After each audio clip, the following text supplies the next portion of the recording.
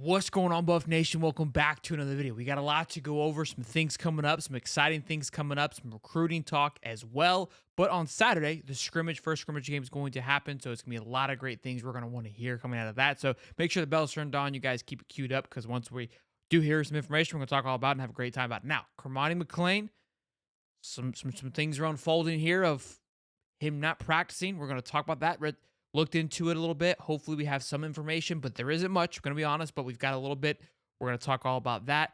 Greg McElroy, quarterback of Alabama a couple of years back, had his thoughts and his projections on what the Buffs would do this year. Going to give our takes on that, and then takeaways from these last few practices, who's balling out. And a few months ago, we did our projections on what we thought here, what the O-line would look like. I got roasted for a few takes, but this isn't like a, hey, I told you so. But it could be. All right? But let's roll the intro, boys and girls.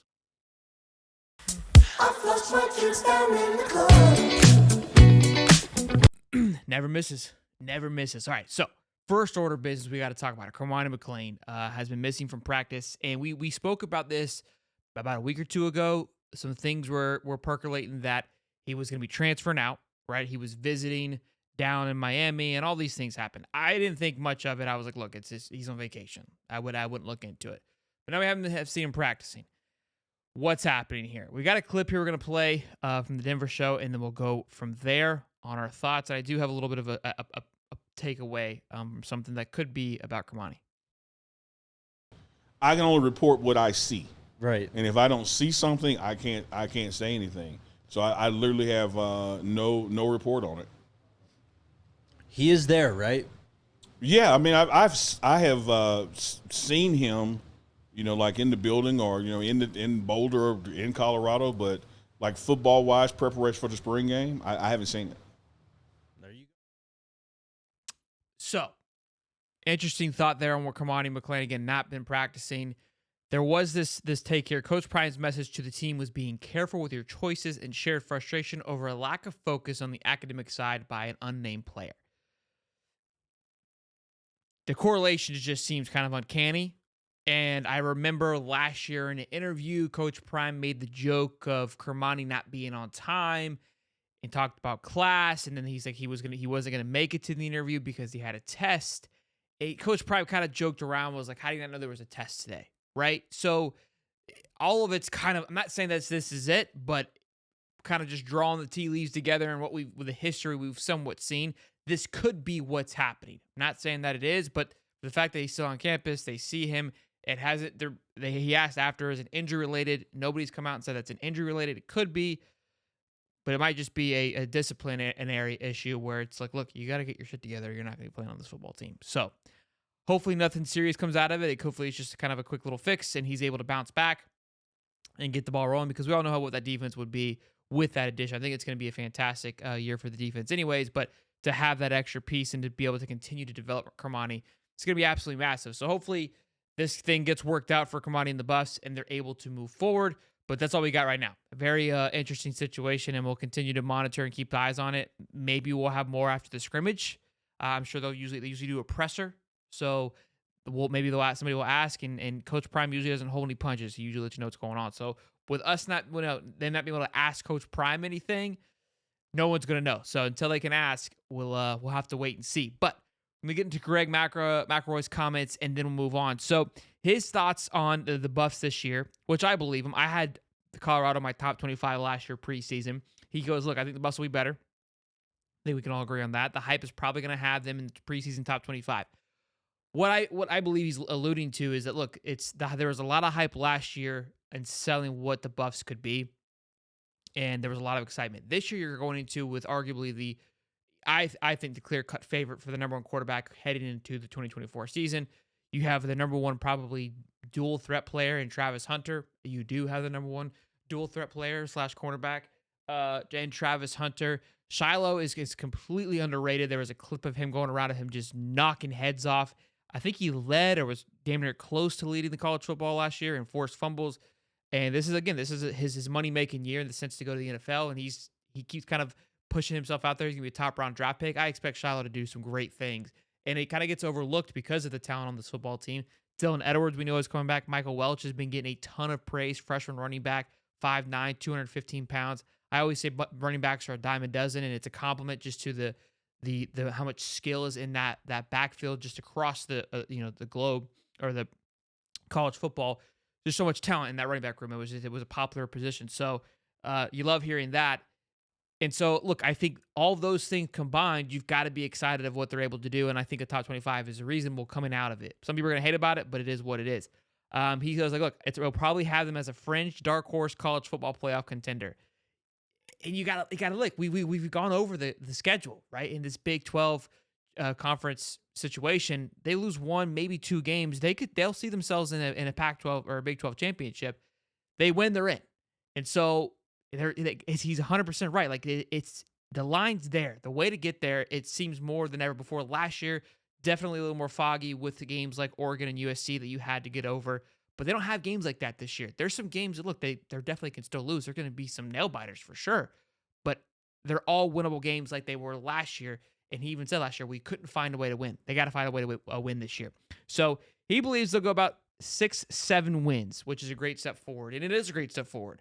My question for all of you looking down in the comments, where do you think that the Buffs are at? I think we've kind of gone over. I think I had 9, maybe 10.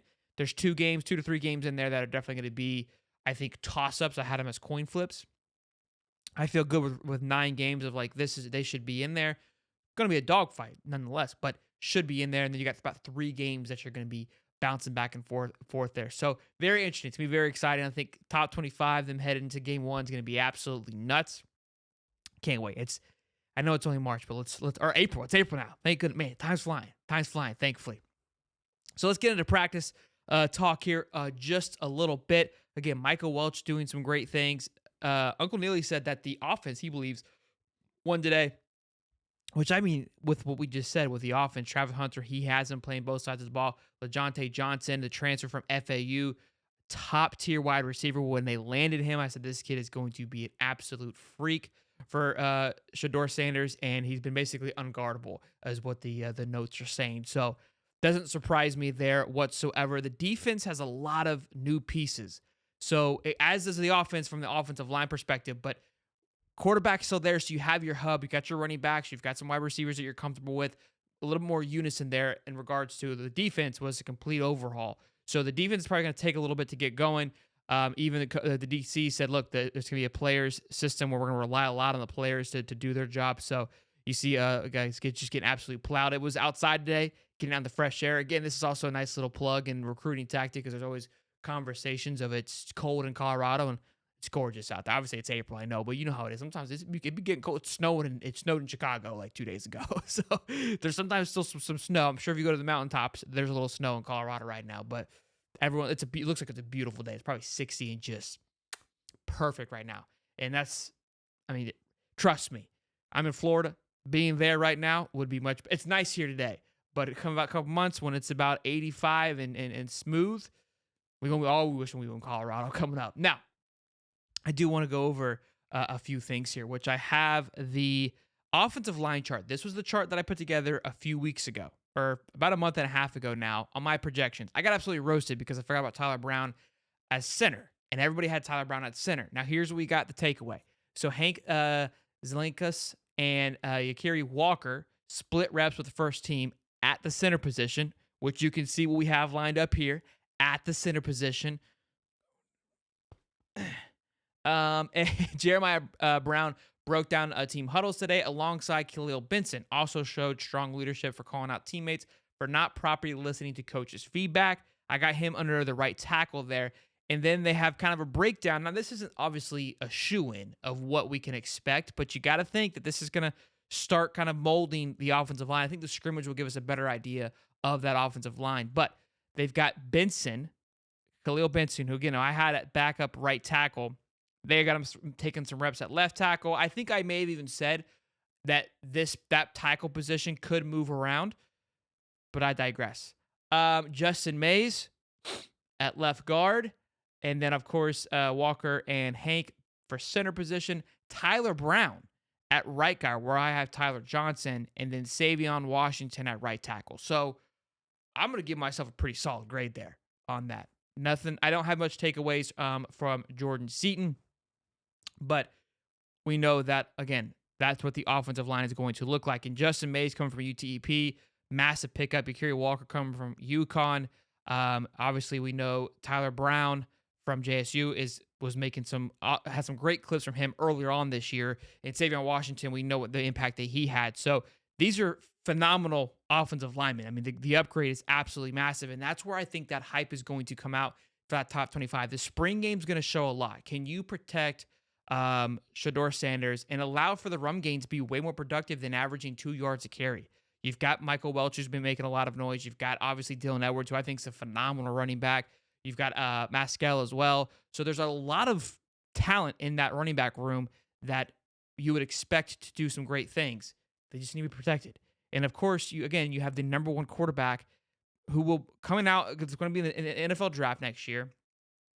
Incredible talent on the wide receiver. Just give him time. Give him time. And they should put up averaging 40 to 50 points a game. If you're putting up 40 to 50 points a game, I don't care what the defense does. Just get a couple stops and we'll get it going. Now, obviously, we saw last year they got themselves into some shootouts and gave up 40-50, which is also an issue, so you don't want to see that again. And look, this offense popped off last year, and we know what it was the worst offensive line, I think, or damn near close to the worst offensive line in the country. Imagine if it's just a few ticks better. I think it's going to be astronomically better. But a few ticks and see what it's going to be able to do.